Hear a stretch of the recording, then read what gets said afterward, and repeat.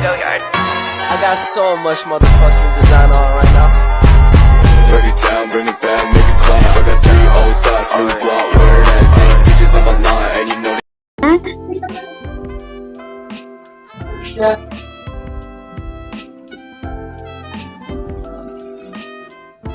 Bagaimana kabar Bapak, Pak Rauda Jamba? Oh, udah. Udah, Pak. Berapa orang yang udah masuk?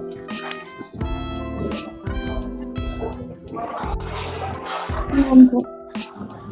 Iya. Oke, udah bisa dimulai.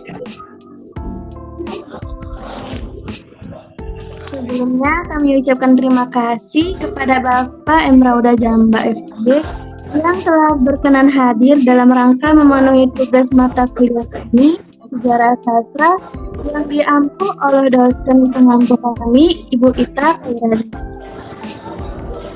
Iya, ini direkam karena HP saya gampang lobet nih soalnya. Iya Pak, nggak apa-apa Pak.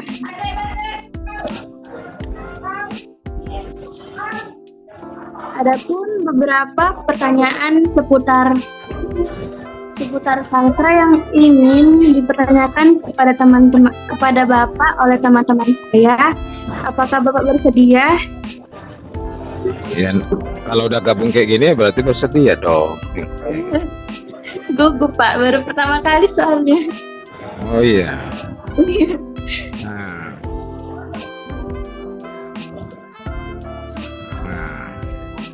Ini baterai iya. Ya, tanya aja apa yang mau ditanya. Oke, kepada teman-teman sekalian, jika ada yang ingin bertanya, boleh hidupkan speakernya ya.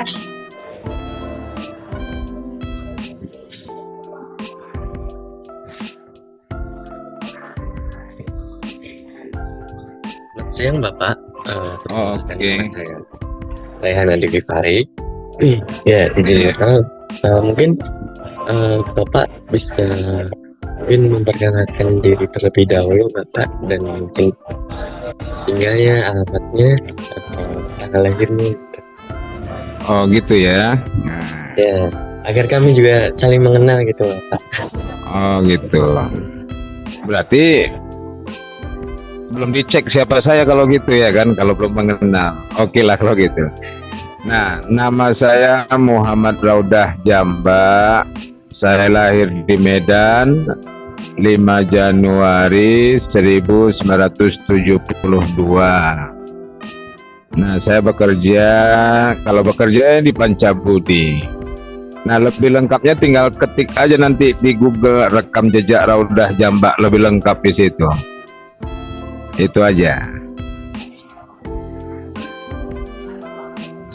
Ya, silakan untuk teman yang lain.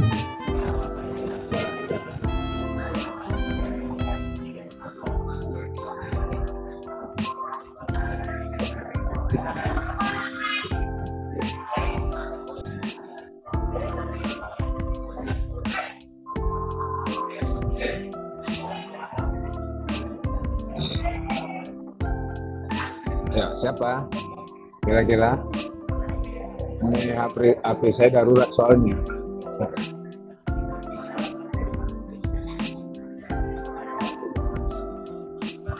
Ada?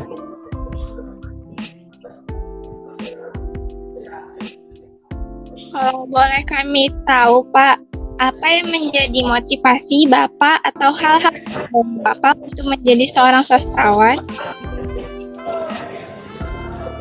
Ya, kalau cerita motivasi panjang sebenarnya. Kenapa saya bilang panjang? Karena saya nggak pernah berniat menjadi seorang sastrawan. Nggak ada berminat menjadi seorang sastrawan lokal, nasional, apalagi internasional. Nah, yang saya lakukan adalah bagaimana bisa memotivasi orang lain dengan apa yang saya perbuat. Ya, misalnya apa? Dulu saya termasuk orang yang sulit berbicara. Maksudnya sulit berbicara, saya orang pemalu nih kalau dalam berbicara. Jadi lebih sering saya menulis buku harian. Nah, yang kedua, latar belakang saya itu pedagang. Kemudian saya kalau SMA dulu jurusan eksakta, IPA. Nah, saya pun bergerak di dunia sastra karena dibawa kawan. Nah, kawan-kawan yang mengajak saya itu kan nggak mau saya kecewakan. Ya kan, jadi saya berusaha memberikan yang terbaik untuk kawan-kawan saya. Ya, akhirnya yang tetap konsisten dengan dunia seni dan sastra ini saya sendiri. Nah, begitu saya masuk ke mahasiswa, sebelum menyuruh orang menulis, saya menulis dulu. Sebelum orang misalnya berbicara, saya latihan berbicara dulu. Akhirnya terbiasa berbicara.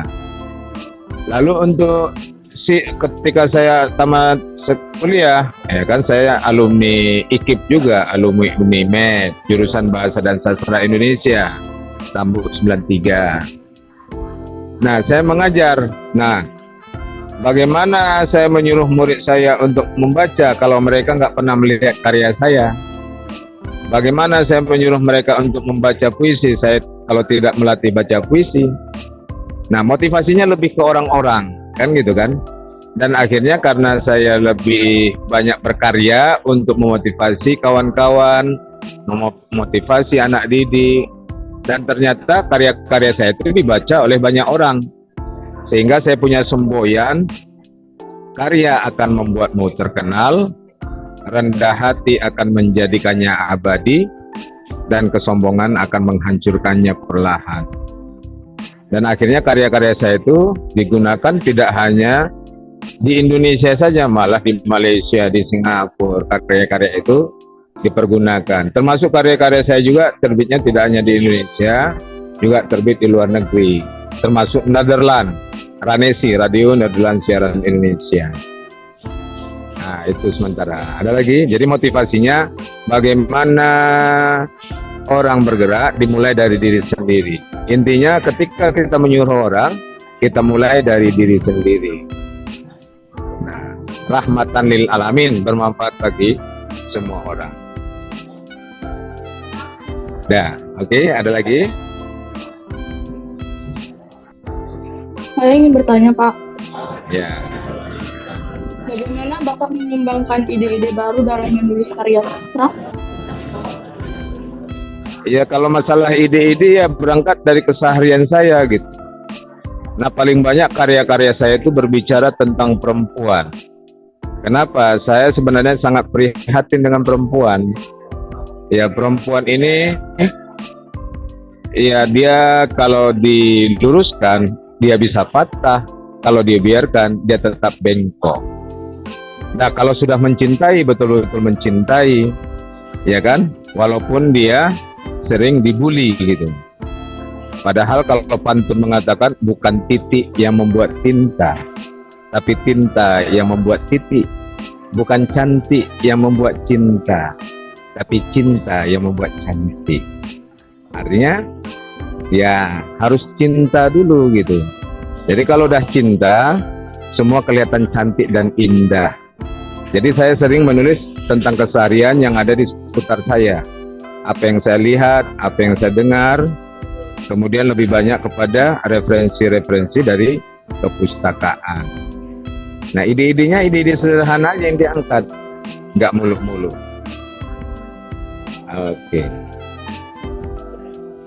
Oke, ada lagi? Pak, saya izin bertanya. Bagaimana cara kita untuk merangkai kata-kata sehingga kita membuat pembaca itu menjadi tertarik atau kata-kata yang kita buat itu dapat menyentuh hati mereka? Wah, ini kan masalah proses kreatif ya. Kalau bahasanya lancar kaji karena diulang, practice makes perfect. Start is difficult, but the end is easy. Kalau seorang penulis harus banyak membaca. Rumusnya 3 kali membaca, 1 menulis. Banyak-banyak membaca. Kalau dalam agama kita harus rajin-rajin yang namanya iqra. Ya, iqra, rajin membaca. Nah, dengan rajin membaca itu Maka kita bisa pelan-pelan mendapatkan informasi dari apa yang kita lihat, apa yang kita dengar. Karena konsep keterampilan berbahasa itu kan ada 4. Yang pertama itu menyimak, itu paling rendah, kemampuan berbahasa paling rendah menyimak. Kenapa? Dia mengambil informasi dari apa yang dia dengar. Yang kedua, membaca. Dia mengambil informasi, menabung informasi dari apa yang dia lihat. Kemudian sudah terkumpul tabungan informasi itu, pelan-pelan dia menulis. Nah, ketika dia sudah menulis, dia mencoba membuat karya. Bagaimana orang tertarik? Ya, nggak usah jauh-jauh, yang dekat dengan diri mereka, itu yang pertama. Nah, ternyata banyak yang membaca, akhirnya banyak yang tertarik, lalu jadilah kita pembicara. Minimal kita membicarakan karya kita sendiri, termasuk yang kita lakukan hari ini. Jadi berbicara itu adalah kemampuan keterampilan berbahasa yang tertinggi. Nah, mendengar atau menyimak dan membaca itu keterampilan berbahasa pasif, menulis dan berbicara itu keterampilan berbahasa yang aktif. Nah, jadi kalau sudah kita banyak membaca, kita kan akan melihat pelan-pelan, lama-lama belajar. Begitu menulis kan nggak langsung bagus. Nah, semua ada proses. Tinggal kita rajin-rajin membaca. Kalau mau jadi yang terbaik, bacalah karya-karya yang terbaik. Kalau mau jadi juara, bacalah karya-karya para juara. Ya kan? Kalau mau hebat, bacalah karya-karya orang-orang hebat, bestseller. Jadi dari situ tertransferlah kehebatan mereka bagaimana mengolah data, menulisnya sehingga orang-orang tertarik untuk membacanya. Kalau perlu mengamalkan. Oke? Iya. Ada lagi?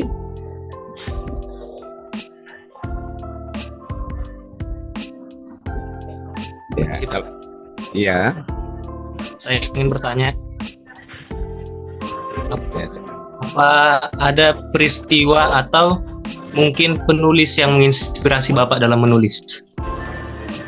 Ya, itu juga termasuk dalam proses kreatif. Proses kreatifnya itu kita menulis apa yang kita dengar, menulis apa yang kita baca. Lalu seperti yang saya bilang tadi, kalau mau hebat, bacalah karya-karya orang hebat. Ya kan?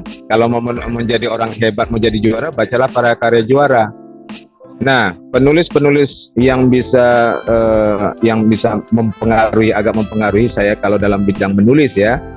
Kalau kita kaitkan dengan penulisan puisi, itu saya lebih ada beberapa penulis yang saya baca yang langsung kena di hati saya itu udah jelas Khairil Anwar, Amir Hamzah.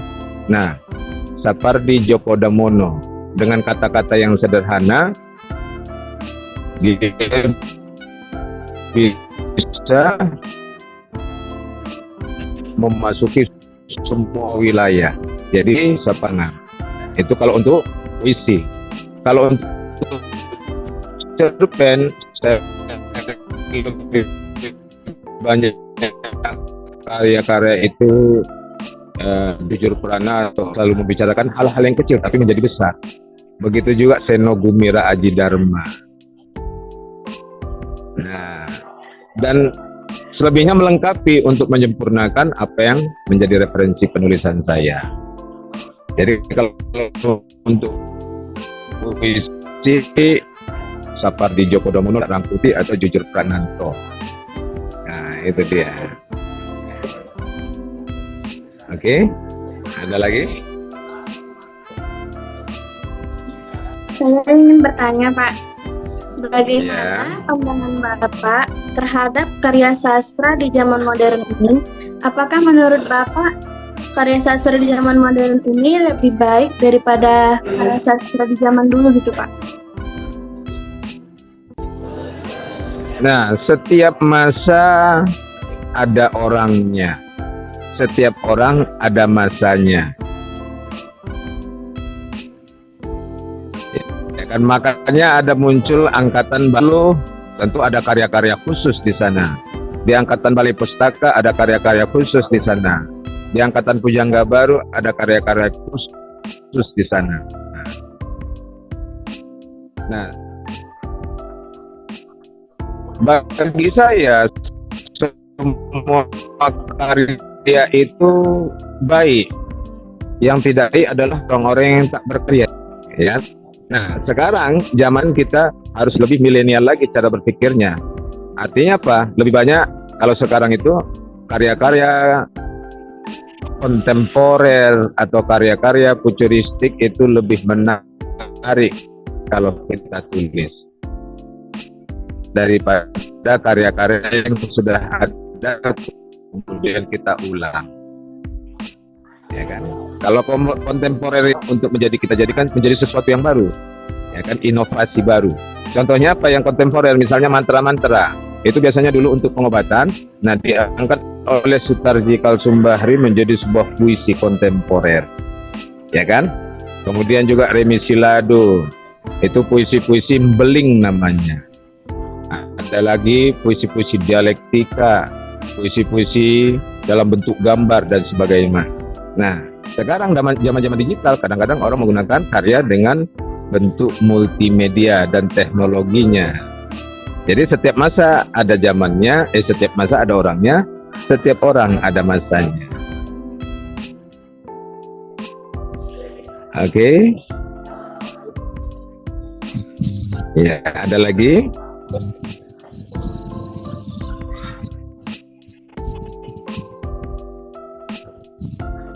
Apakah Bapak memiliki rencana atau proyek sastra yang sedang Bapak kerjakan saat ini? Apakah kami boleh tahu, Pak? Iya, kalau misalnya proyek-proyek karya sastra, proyek menulis novel. Cuma saya lebih fokus melatih anak-anak yang menulis, melatih anak-anak yang membaca, melatih anak-anak yang bermain teater. Karena saya lebih banyak bergelut di bidang tidak hanya sekedar menulis, juga public speaking, teater, drama. Kalau orang-orang kawan-kawan sastrawan dan seniman sebenarnya bingung memposisikan saya sebagai apa. Karena mereka menganggap saya multi talent katanya. Aktor juga, sutradara juga, penyair juga, sastrawan juga. Semua di dunia seni, sastra dan budaya itu saya geluti. Intinya tadi, jadi orang yang rahmatan lil alamin, bermanfaat bagi semua orang. Kenapa? Dengan tulisan orang-orang akan membaca pikiran-pikiran kita. Kalau tak menulis, orang tidak mengerti dan tidak tahu apa hasil pikiran kita. Jadi proses untuk kedepannya ini sedang menyiapkan novel, kan? Mudah-mudahan rampung dan cepat selesai. Ya, amin. Ada lagi? Saya ingin bertanya lagi, Pak. Ya. Selama Bapak dalam menulis sebuah karya, apakah Bapak pernah menghadapi sebuah tantangan yang khusus? Nah, jika ada itu bagaimana cara Bapak untuk mengatasinya? Iya, kalau bagi saya semuanya proses kreatif gitu, proses kreatif. Ada karya saya tulis sampai 10 judul, nggak kelar-kelar. Akhirnya pada satu kesempatan 10 judul itu saya jadikan jadi satu. Kenapa? Semua karya akan menemukan takdirnya sendiri, ya kan? Nah, ketika kita mandek, berarti kita gagal, mungkin belum menemukan ya benang merah apa yang harus dilakukan. Simpan aja. Ketika menemukan sesuatu yang baru, kita buat aja yang baru. Nah, akhirnya nanti akan ketemu. Jadi semua menggunakan proses kreatif masing-masing. Kendala tentu ada. Nah, Tuhan udah bilang, Tuhan tidak akan memberikan beban kepada kamu kalau kamu tidak mampu menyelesaikannya. Berarti makin besar beban itu, berarti kita jadi orang hebat. Yang jelas harus mampu mencari solusinya, itu yang paling penting.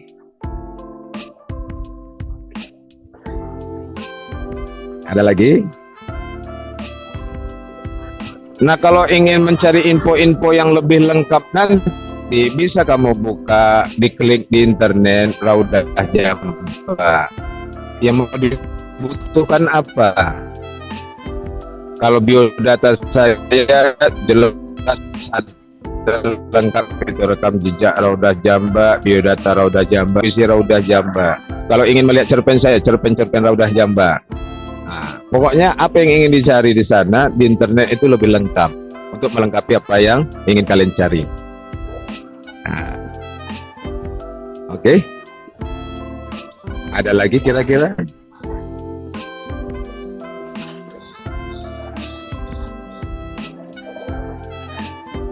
Atau nggak dengar yang saya bilang nih?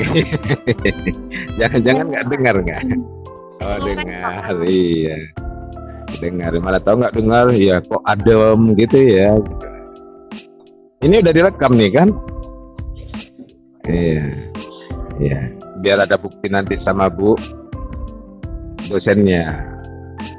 Dan nanti SBB nanti kan saya jadi juri juga di sana, juri lomba baca puisi. Semarak Bulan Bahasa, saya juri baca puisi nanti di SPB. Ada lagi yang mau ditanyakan? Bertanyalah sebelum bertanya itu dilarang, ya kan?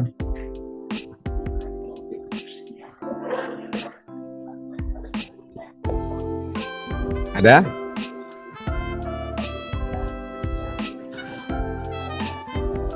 Masih dengar nih kan? Ah ya.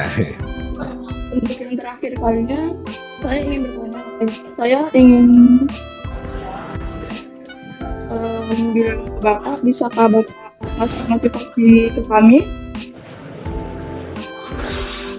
Ya, motivasinya tadi sebenarnya udah saya sampaikan. Yang pertama, karya akan membuatmu terkenal. Kalau ingin dikenal orang, berkaryalah. Nah, setelah berkarya, rendah hatilah. Kenapa? Rendah hati akan menjadikannya abadi. Sehebat apapun kita, kalau kita sombong, maka kesombongan akan menghancurkannya perlahan. Itu yang pertama. Yang kedua, kita ingin pikiran-pikiran kita dibaca oleh orang. Maka menulislah. Dengan menulis mungkin kita akan susah berbicara, tapi orang akan menangkap hasil tulisan-tulisan kita. Nah, yang ketiga, yang paling utama, di sini rata-rata adalah mahasiswa bahasa dan sastra yang hubungannya dengan menulis.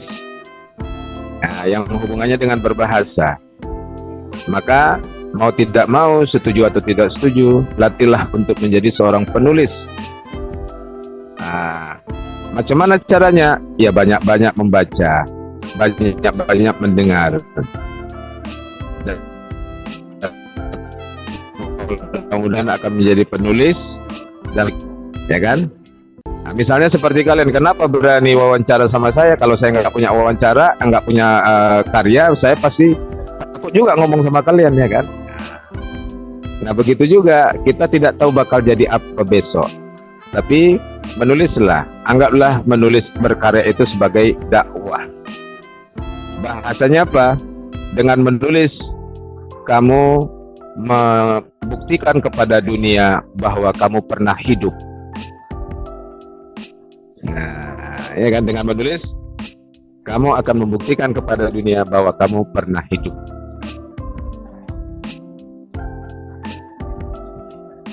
Ya, itu pertanyaan terakhir, ya kan? Nah, kalau misalnya mau lebih lengkap lagi, nanti bisa ketemu biar lebih enak, ya kan? Baiklah Pak, mungkin sudah cukup. Terima kasih kepada Bapak Muhammad Rauda Jamba yang telah berkenan hadir dalam Zoom ini dan telah membuat tugas kami ini selesai. Terima kasih juga sudah memberikan motivasi kepada kami. Semoga Bapak sehat selalu dan selalu dalam perlindungan Allah. Kami ucapkan sekali lagi terima kasih. Saya tutup dengan wassalamualaikum warahmatullahi wabarakatuh. Selamat siang semuanya. Waalaikumsalam warahmatullahi wabarakatuh. Selamat siang, selamat beraktivitas. Nah, kalau udah direkam, jangan lupa kirim videonya sama saya ya. Oke. Iya, dadah. Motor tank bawa kayu, thank you, I love you, dadah.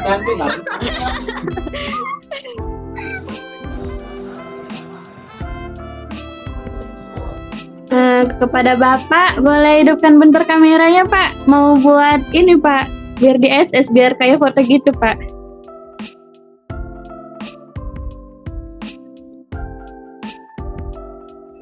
Senyum bentar boleh ya Pak? Bang Ray boleh dihitung Bang Ray?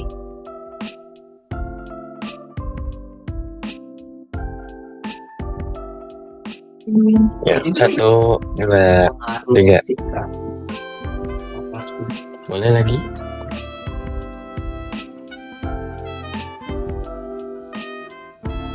Satu, dua, tiga.